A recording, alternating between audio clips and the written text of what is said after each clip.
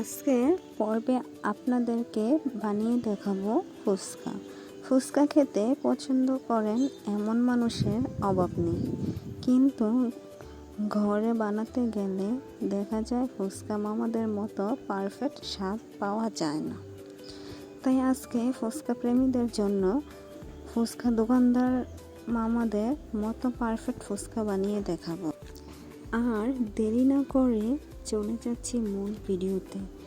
প্রথমে ফুচকা টকের জন্য বানাতে হবে তেঁতুলের টক। আর টকটা যদি ভালো না হয় তাহলে একদম ফুচকার স্বাদ পাওয়া যায় না। টকের জন্য একটা বাটিতে তেঁতুল নিলাম, তারপর পরিমাণ মতো পানি অ্যাড করলাম। তেঁতুলগুলো ভালোভাবে মেখে নিলাম, দেন তেঁতুলের বিচিগুলো ছাড়িয়ে নিলাম। দেখতে পাচ্ছেন কেমন ঘন হয়। দেন চাট মশলা অ্যাড করলাম, একটু নেড়ে নিলাম। কিছুটা শুকনো মরিচ অ্যাড করলাম, স্বাদ মতো চিনি দেব, একটু নেড়ে নেব। সবশেষে উপর থেকে কিছু ধনিয়া পাতা ছিটিয়ে দিলাম। রেডি হয়ে গেল পারফেক্ট তেঁতুলের টক। দেখতে পাচ্ছেন কত সুন্দর হয়েছে। তারপর এখানে আমি কিছুটা পেঁয়াজ কেটে নিচ্ছি,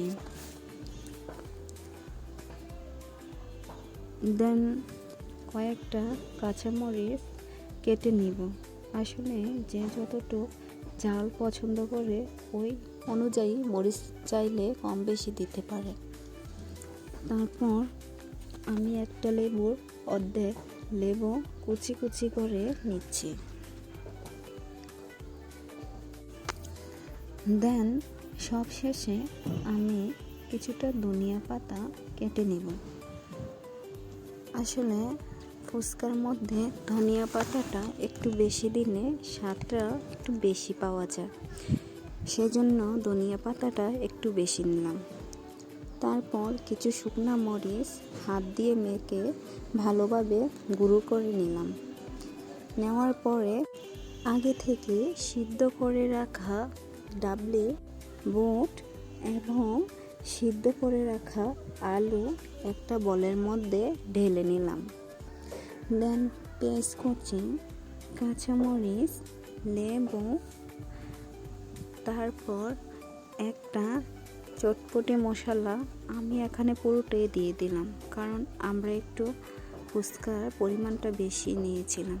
তাই সবশেষে উপর দিয়ে ধনিয়া কুচি ছিটিয়ে দিলাম। দেওয়ার পর ভালোভাবে এগুলোকে মাখিয়ে নিব।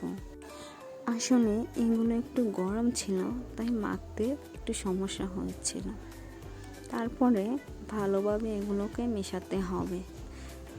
দেন রেডি হয়ে গেল আমাদের পারফেক্ট ফুচকার পুর। ফাইনালি এখন ফুচকা বানিয়ে খাওয়ার পালা। দেখতে পাচ্ছেন আমরা কিভাবে ফুচকা বানাচ্ছি। দেখুন কি পারফেক্ট ফুচকা হয়েছে, আর খেতে কি যে মজা হয়েছে, ফুচকাওয়ালা মামাদেরকেও হার মানাবে।